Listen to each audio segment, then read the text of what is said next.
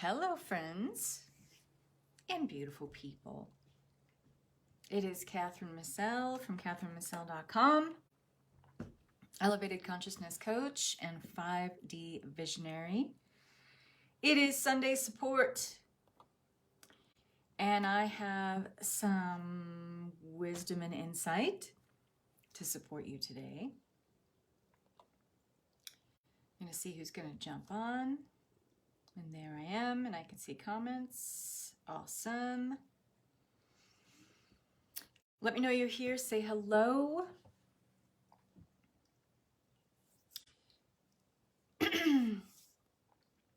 This is such an important thing to talk about because we need to discuss the ego's role in keeping us limited and keeping us tethered to living inside of our desires. And it's pretty simple when you break it down. You are either living close to your desires, you're living inside your desires, or you aren't. You are either through your thoughts, your deliberate actions, what you're deciding to do, what you're choosing to do, what you believe about yourself, what you believe is possible in the world, you're either lining that up with your desires or you aren't. It's one of the two. And there was a time very early on in our lives where we began this fall from grace, meaning we learned or we adopted or we inherited a way of thinking, a way of believing, and we filtered our perception, hi Eleanor, to have a worldview that did not match with the soul-aligned version of us. We were a tiny human at this time. So some external event took place, and that is our original trauma. That is our original cause. When we got learned out of this alignment with pure source. And what's true about the desires, this is how you kind of create this symmetry when I'm talking about here, how this lines up, is that when we are living at the soul-aligned level of self, it's very easy to live inside our desires and to make choices and decisions that line up with what we say we want, with what we say we desire. And it doesn't feel like just a fantasy. It feels like we're actually making progress towards getting, being, doing, having the thing, and having it be part of our physical reality. When we are filled with this endless, limitless, boundless sense of wonder before we have this original cause or original trauma of our fall from grace, meaning we have something happen to us where we realize or we make this decision that the world is not safe, that the world is not what we thought it was, that the world is unkind, that the world is dangerous, and that at all costs we have to protect ourselves. So we put an idea,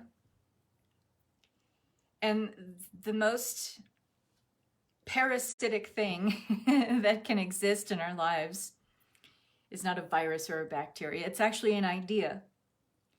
Because once it takes hold, it's very hard to eradicate it unless we shine a light on this idea and how it creates a web effect to everything else that we conflate with that idea that filters our perception and gives us an overall worldview. Change the idea, then the web that connects other things, thoughts, beliefs, actions, etc. to it, that's going to change too. And so the problem is we developed this idea or created this belief from a very young age that we kind of held close to our heart.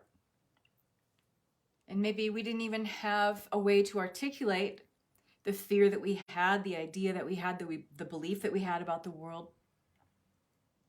but it became the foundation for everything that we built ourselves off of from there. The original cause that was the catalyst for a lifelong journey where we learn to increasingly move out of alignment with who we are as pure source. This is our original trauma. And some of you think of the word trauma as being, well, it's some sort of abuse, it's some sort of, horrific physical, mental abuse or event or something that is incredibly horrifying and terrifying. Yes, trauma can be that.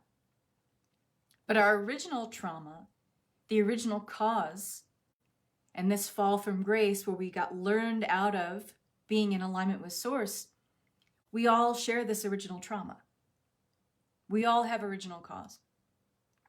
And in other words, we all, at some point in our lives, when we were a tiny human, had some external event happen that allowed us to plant this parasite kind of an idea that the world wasn't safe and that we had to protect ourselves at all costs. And maybe there's one core event that began this fall for you. Maybe you even remember it. One of the things that I do with clients is a session where we go into the original cause. For those of you who haven't followed me very long or don't know about my history, I used to practice hypnotherapy.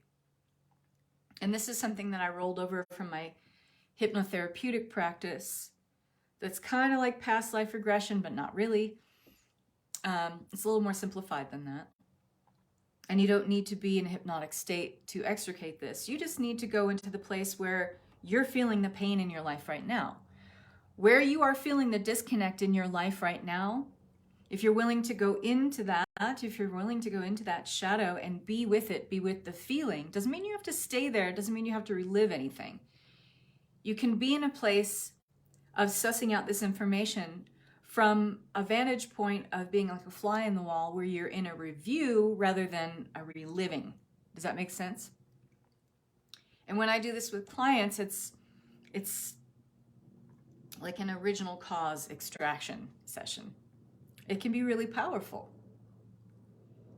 And the way in to this memory, this core event that created this worldview for you is still connected to you, or you are still connected to it through the emotional thread of how you feel right now.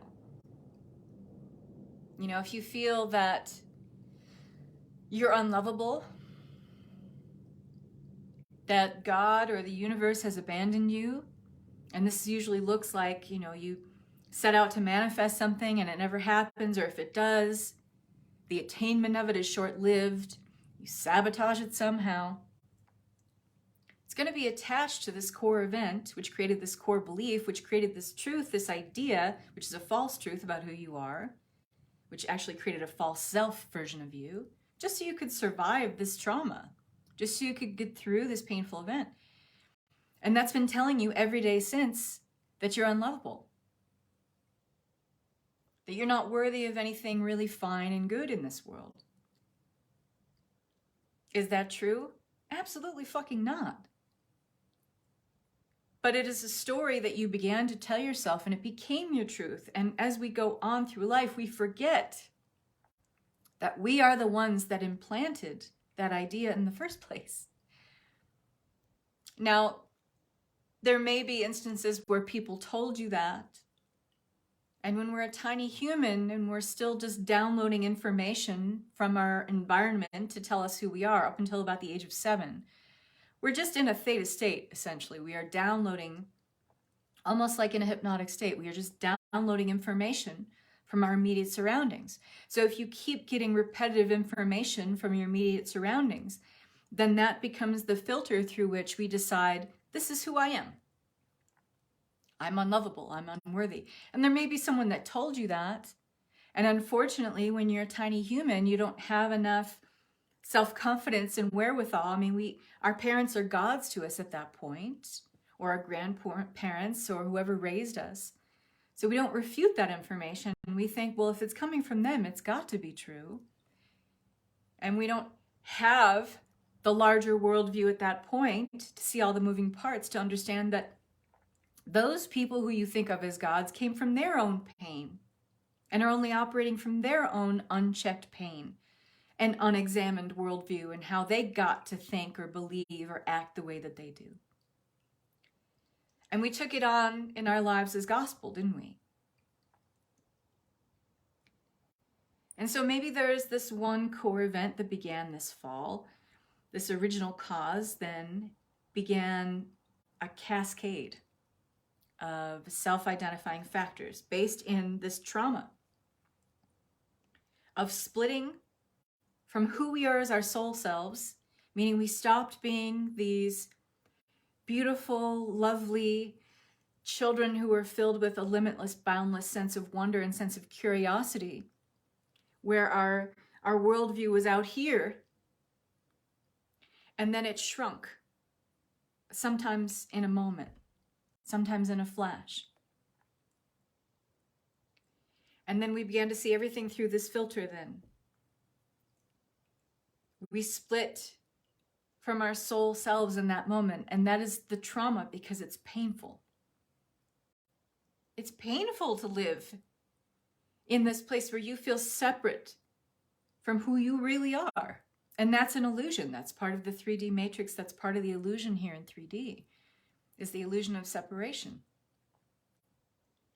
But it is also at the same time this contrast that allows us to see who we are as a projection of God, of Source.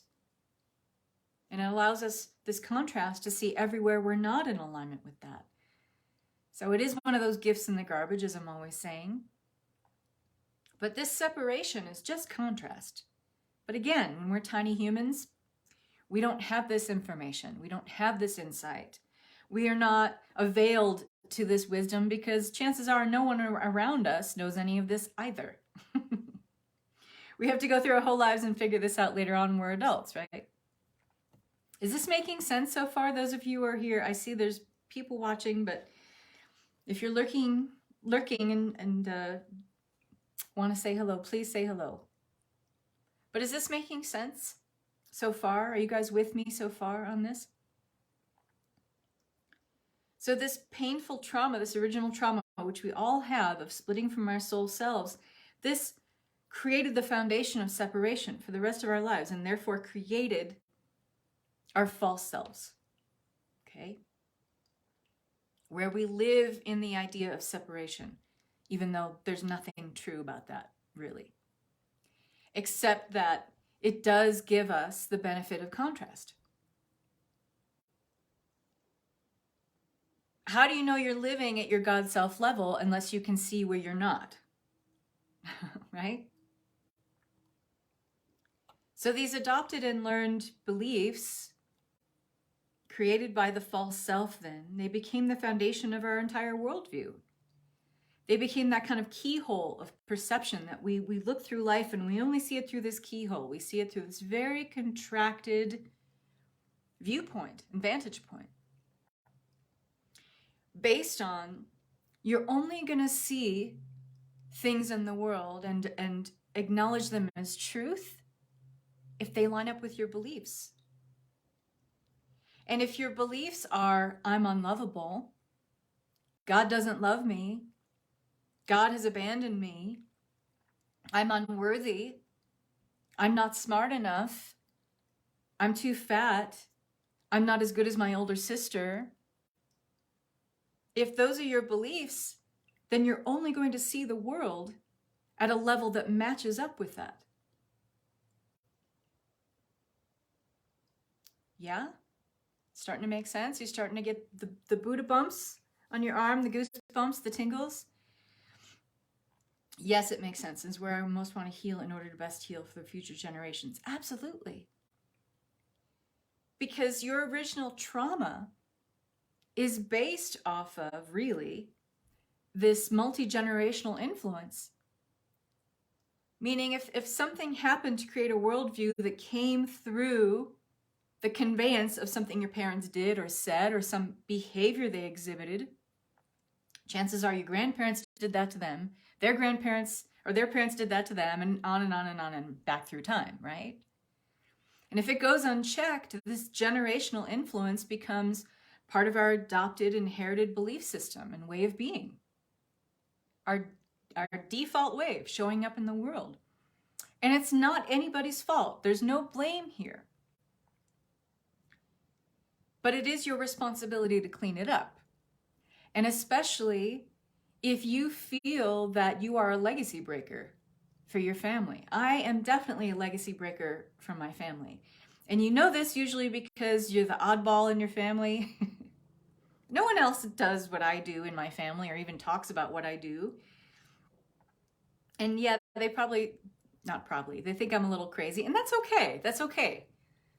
That used to really irk me and used to really bother me. But now that I know one of the roles I'm here to fulfill, or one of the missions I'm here to complete, is to be a legacy breaker for my family. I was the black sheep. I still am. You know, I'm the one that calls bullshit on somebody when it needs to be said, which is not so popular, right? Legacy breaker for Catherine, right? Right? And so if I know that I have a greater mission to fulfill, a greater purpose to fulfill, to be a whistleblower, also I'm a whistleblower, and a legacy breaker for my family, then I'm okay with that. Does it rub people the wrong way? Am I going to lose people? Yeah. But then it leaves room for my soul tribe to show up. So it's all good. It's all okay.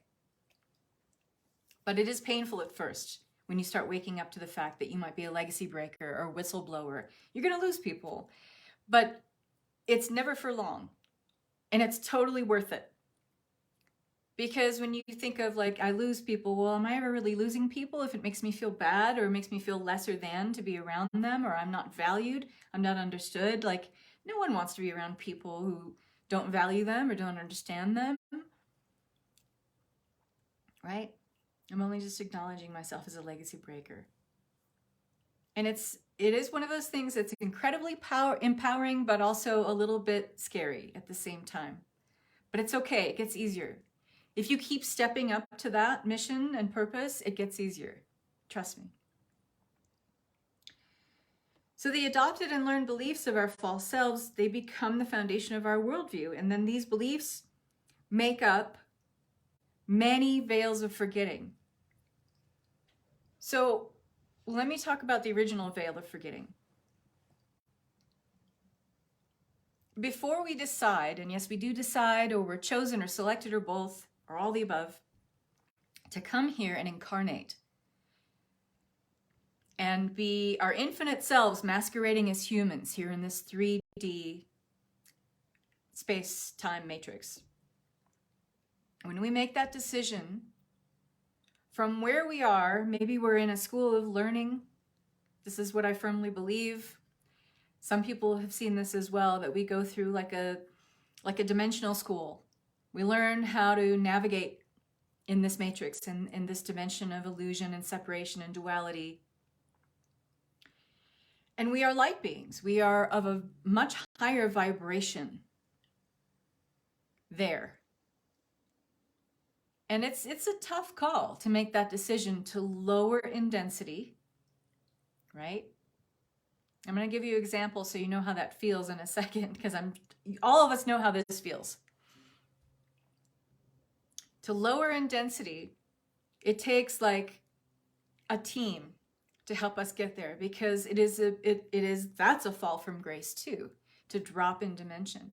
However, those of us who come from a higher light status, who decide to come and incarnate here and make the call, the painful call, to drop down in density, to come here and masquerade as human. We're all masquerading as humans because none of us are just human. We are so much more than that. We're all infinite soul selves. But there's a reason why we do it. It's because we have some gift to bear. We have a legacy to fulfill. Like Eleanor, being a legacy breaker. like me being a whistleblower. We have some gift, some talent, some skill set to bear. And it does two things. When we drop into density, we have a veil of forgetting. And this is really largely a protective mechanism. Some of us who have an awareness that we obviously do come from a higher light status, we feel the pain of being human more acutely. Imagine if you remembered everything about where you just came from. And babies do. Babies have this for, up until the time they're sometimes 4, 5, 6 years old. Some of them don't have the veil of forgetting. In fact, a lot of the new incarnates coming to Earth have less of a veil of forgetting because they have a bigger mission to fulfill, because we are at the crux of pushing the New Earth timeline into full effect and anchoring it. So there's a lot of children incarnating on this planet, infants, tiny humans incarnating on this planet, who have a lesser veil of forgetting because their job is bigger, quite frankly, and they need to remember who they are. But those of us who are on the first or second wave of this ascension process, or even third wave of this ascension process, we're now in the fourth wave of it. Our veil of forgetting, imagine if it was very thin and we remembered exactly where we came from, and all of a sudden you get plopped here and you're like, what the hell is this? This sucks. I don't like it here at all. And like I said, there are some of us who come here and we have that feeling. We still have that feeling, and it's a pervasive feeling. But there's a reason why we incarnate as human, because there is something that we're here to do. And like I said, it's two things. So we have this veil of forgetting when we come into 3D, and it's really to protect us, because we'd be in a lot more pain if we fully remembered who we are. And we would probably just off ourselves. I mean, I know that sounds morbid, but we probably would. And there are a lot of people who, I know this is a very morbid topic, who do choose that, because the pain of being human takes them away so much from who they are as their soul selves that they just can't stand it. That's a whole other talk. But this veil of forgetting is in place. And we come here to do two things: to remember, to go through this process of experiencing contrast that can only happen through the human duality separation complex. It's rolled up in our humanness to experience duality and contrast, and to keep exploring that as a means of remembering who we are, to essentially reverse engineer who we truly are, and come to that realization that actually we're really powerful creator beings. We are infinite, we are boundless, we are limitless, and we're just having a temporary blip of a human experience, but it teaches our soul something. It gives our soul something that we asked to experience. And the other thing, number 2, is that through this light of recognition of who we are, and through having these gifts to bear, these skill sets, these talents, these abilities that we came to this planet fully intact with, by the way, and we go through a period of contrast of remembering those as well, we're here to help humanity evolve. Because the human chain is us all being connected to each other, and we are all one. But we're playing with this game of contrast, duality, and separation here. And it's all for the means of helping us reverse engineer and remember our way back to who we really are.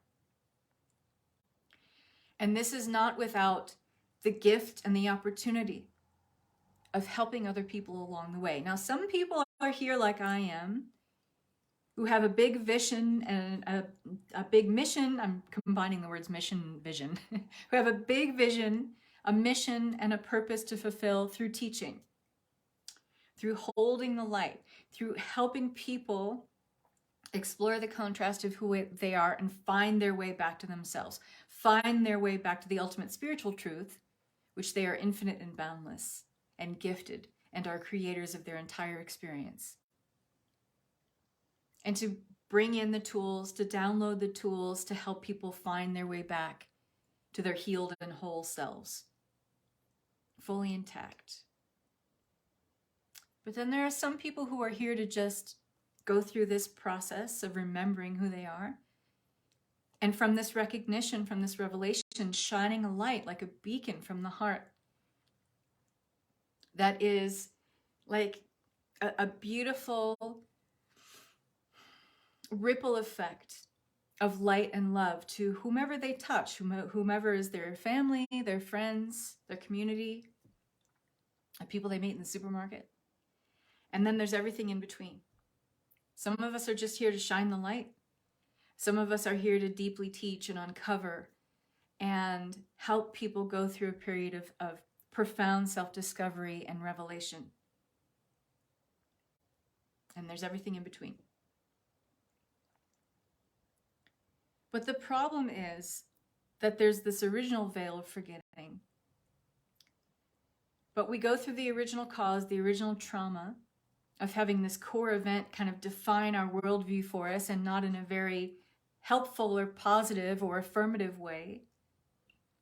It takes us down the rabbit hole through the many more beliefs and thought forms and feelings that we pile on top of this original core event that created an erroneous or false self to begin with. We keep adding on to it. We keep adding layers and veils on top of that.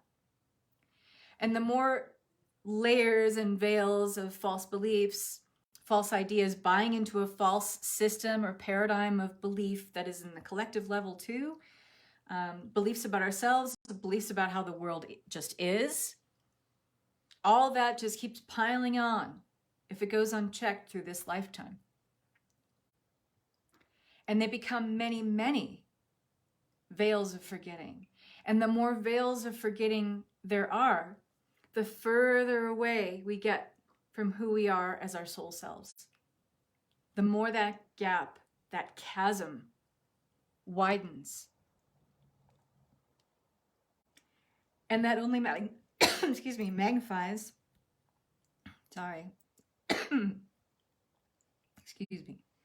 that only magnifies the sense of separation that we feel, doesn't it?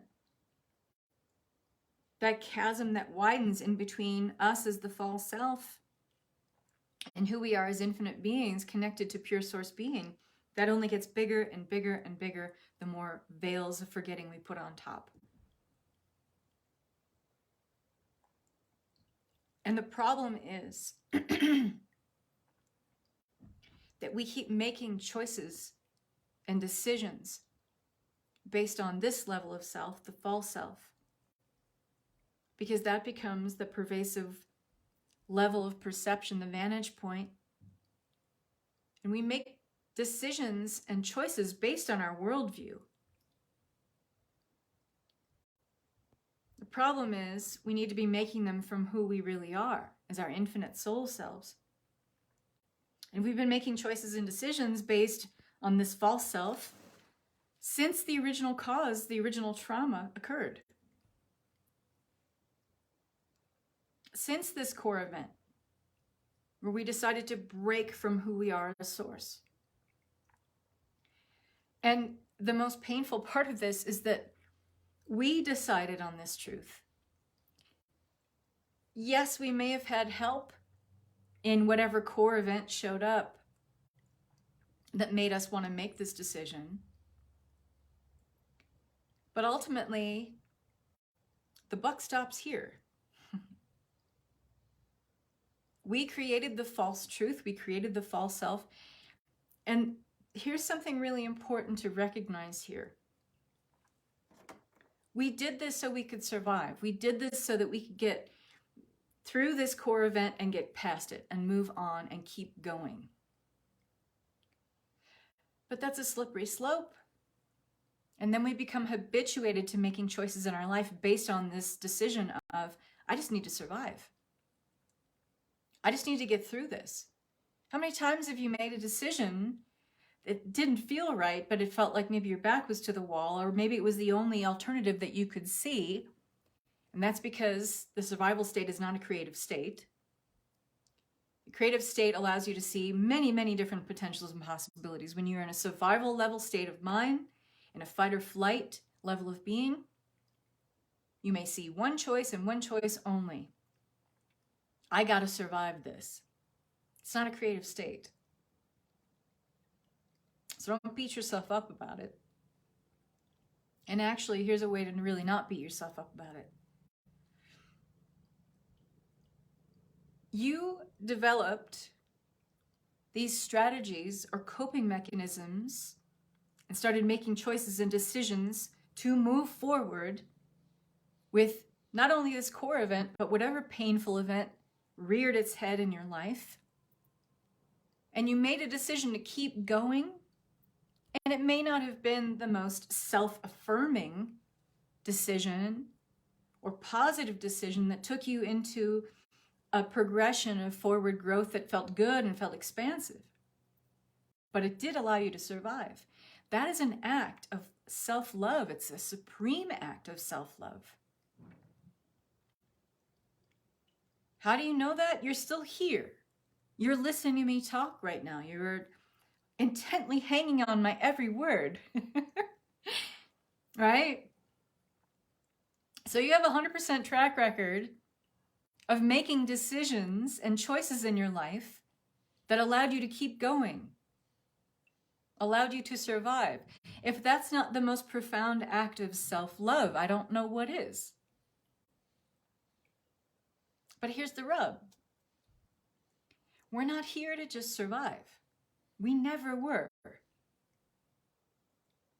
And certainly at this major pivot point on Earth where we are putting to bed this old Earth timeline that is a matrix that holds fear, lack, and want in survival mode, and we are pushing the needle forward on anchoring the new Earth timeline, which is based on us living at the level of our master selves, our master destiny, where we are living close with who we are. We're no longer making decisions from the false self. We are making decisions and choices in our life going forward in alignment with and at the level of who we are as soul-led beings, connected to pure source, because we're never not that. But we went through a lot of different unlearning processes that got us away from this identity, that got us away from this connection to pure source. But none of it was real. And you may say, well, Catherine, it felt very real. It's just contrast. And you get to decide from this contrast, this gift in the garbage, as I'm always saying, if you want to keep living at that level because, I don't know, you have something to prove, how strong you are, how resilient you are, that you can keep suffering and struggling and keep going on anyway. You got to ask yourself why. There might be something in that original core event that made you feel good about being a victor, that made you feel good about being triumphant over something. And maybe when you look at your life, you keep creating situations where you can be the victor, you can be the triumphant one over and over and over again. But that's a false self too. And when you shine a light on maybe that particular situation, you can see, well, I could actually be triumphant in a different way, in a way where I'm not constantly manifesting struggle and a situation that I need to survive or get through. I can actually roll that energetic potential over to living at the level of my master destiny, my soul self, where I'm actually triumphant over then making a lot more money, or living at the level of what I feel my mission and big vision is for this planet. Because something really unique happens when we give ourselves the opportunity to shine a light on what's really painful, what is a pervasive theme for us, what is a continuing narrative and cycle for us.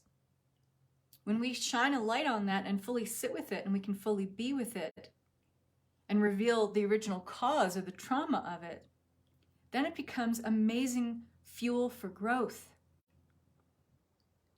It funds the potential of who you were always meant to be. Problem is, a lot of us don't want to do that. Because we feel the risk of the pain, of having to relive the pain. And remember what I said earlier, you don't have to relive the pain. But you can review how that thing got there, how that trauma got there, how that core event got there. And then extract from that wisdom and insight so that you can finally say, well, this never fucking happens again. How do you expect to arrive at that conclusion and that declaration for yourself if you're not willing to self-examine, if you're not willing to plunge deep into the depths of your shadow and plunge the depths, the catacombs of your unconscious and say, that's how that got there. That's like saying you don't want to have anything to do with your own life. Like, who's going to come in and extract that then? Who's going to come in and like rescue you? You are your own rescue. And yeah, it is painful to realize that it is you who created this false self, and you did it out of a sense of self-love. You did it so you could survive. You did it because you didn't know any better at the time. You did it because no one was there to tell you, like I'm telling you right now, that this is what's up. This is how this works. So you don't have to kick yourself. You don't have to blame yourself. You don't have to have any shame or guilt about it at all. You get to decide that this changes now. You get to decide, well, this never happens again. You get to decide, this is as bad as it's ever going to get. And I'm never going back to this way again. You installed that false self, and you get to extract her or him. You get to remove the reins from that level of self. You get to take it out of the driver's seat. And the truth is that you're the only one that can do that. And you can get lots of healing and help, and you can do all the energy activations that you want so that you have this momentary fleeting sense of fulfillment and satisfaction. But wherever you go, there you are. And if you haven't made any deep core changes, you're just putting band-aids on a situation over and over and over again.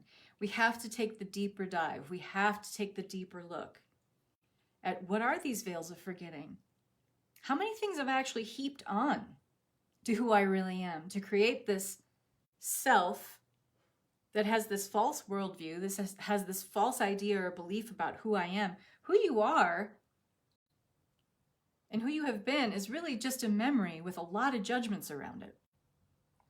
And that memory of you, based on the pain or the emotional charge around certain events, may not actually be accurate or fully reliable.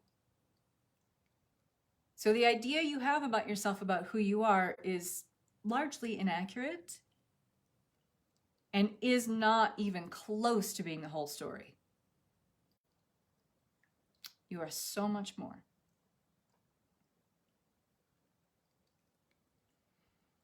So this fall from grace from one or perhaps maybe more than one event, maybe you're remembering something as I'm talking. It helps you to see behind these veils that you created. And it's this veil, overall veil and filter of you.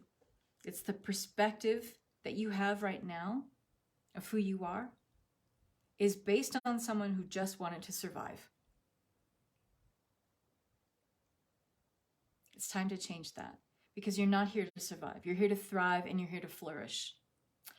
And if you have a big vision, if you have like a big overall inspiration and focus for this world going in a direction that is more affirmative and egalitarian, if you have a feeling that and a very strong desire to leave this world in a better place than you found it, then you better believe that you are here to anchor in your master timeline.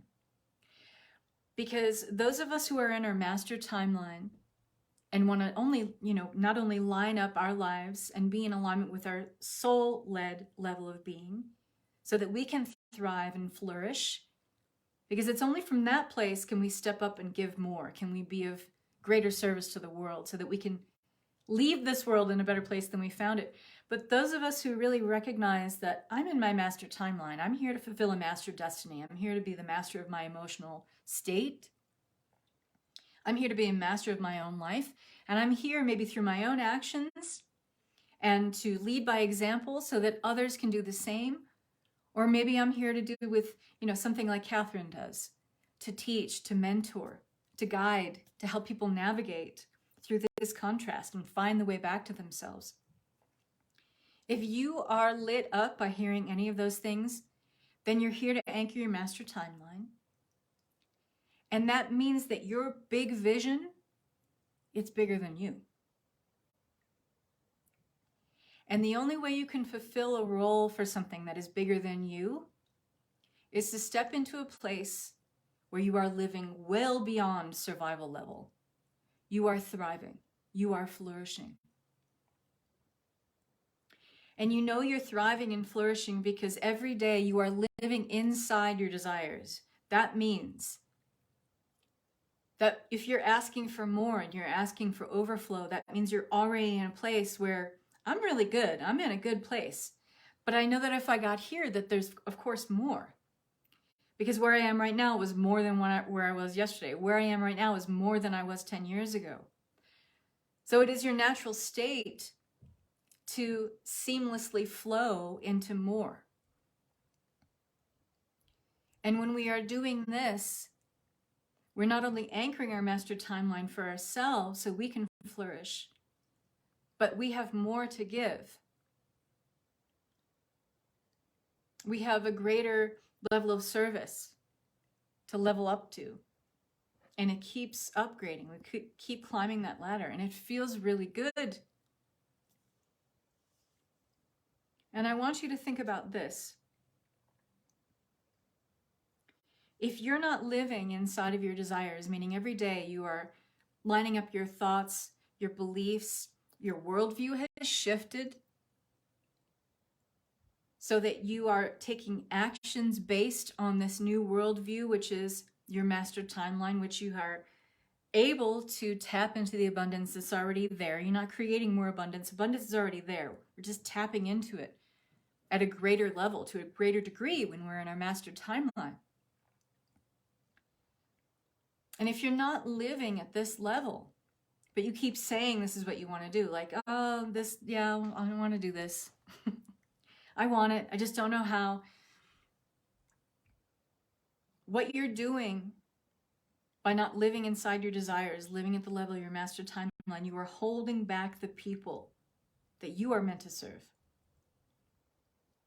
because of your lack of success, because of your lack of living inside your desires where you are on a level of more overflow and you're flourishing, thriving.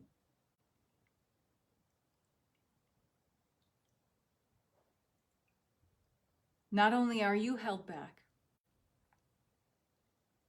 but if you are really serious about being in your master timeline, then you're also holding back those whom you meant to serve, those who are meant to benefit from your light, from your gifts, from your talents, your skills, your abilities. When we start the inner alignment program, we're going to deep dive into removing this core event, removing the charge that it has and the ability that it has to keep forming and perpetuating and magnifying your worldview. We're going to remove this original trauma and original core event trauma. We're going to keep peeling away those veils of forgetting that keep you and your false self in this constantly growing chasm that keeps you apart. So far apart, maybe you can't even see who you are at your soul-led level of being. This is something, and it's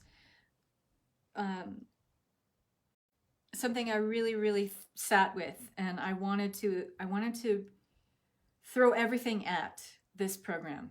In alignment program means so much to me, and this is the second time I'm teaching it.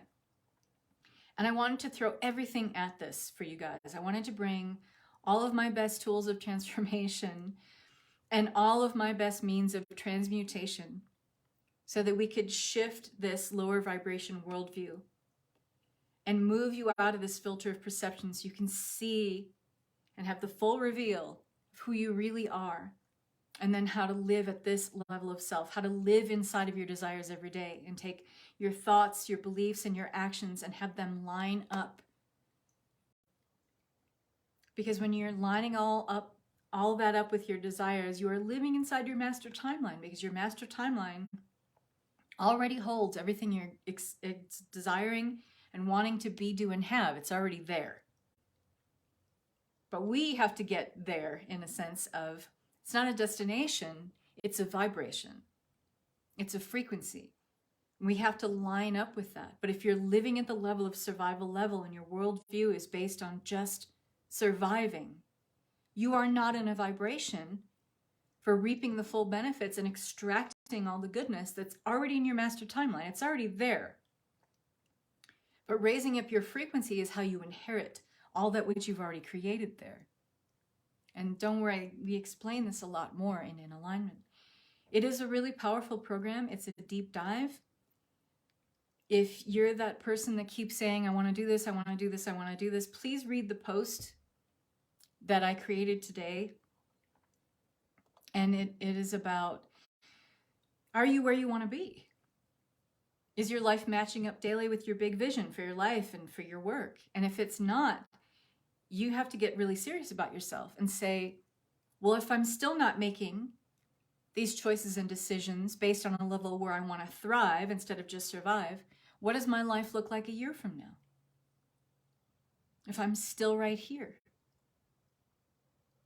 wanting, needing, manifesting, but never receiving, and not really throwing everything at this up level, you're going to be in the same spot next year. And on August 1st, 2022, if you're still not deciding to live inside of your desires and line up your beliefs, your actions, to change that worldview, then you're holding yourself back and feeling limited always by what you don't have. And you're going to feel all the time like what you want is just wishes and fantasy. And everything you want to work towards, all the progress you want to make, is just lip service on your part. And then you can bet dollars to donuts that if you were to do this vision again of envisioning your future and thinking of yourself 2 years down the line, you're going to be in the same spot on August 1st of 2024 or 25. So if not now, when? Are you just saying you want more? Or are you really lining up your actions and your thoughts and your beliefs to live inside your desires? This is what In Alignment program is all about. It's time to get serious, folks. Otherwise, you're in self-betrayal and self-denial, and that is not a good place to be. Who you are right now, in this moment, deciding to take different action, deciding to have a different worldview, is you being your own rescue, is you acting on the highest and best of your own behalf. Do not expect someone else to come in and save you from yourself. I want to thank you for your time today. I know on a Sunday, you got a lot of stuff going on with your friends, your family, it's summertime, but I want to thank you for your time today. Thank you for showing up, not just for me, but thank you for showing up for you. I hope this resonates. The In Alignment program starts next Tuesday. We start live at 1 p.m. Pacific time on Zoom. We meet for 8 weeks. This is the last time you will ever see this course at this investment price, because it only gets bigger and more expanded. However, when you join for life. So that means when I do this program again, probably in the winter, it will be a bigger investment price and there'll be more material, and it'll probably be a 9 or 10 week program at that point. But once you're in at the price that you signed up at, you don't ever pay a dime again. No matter how many times I reintroduce the material or add to it or up the price, you're in for life. And this is a program that you're going to want to do over and over again, because the next time I teach it, you're going to be ready for your next up level. You're going to be ready to shift your worldview again into a deeper and more profound expression that supports who you're asking to be and what you're asking to have or do. The doors will close on this program next Monday.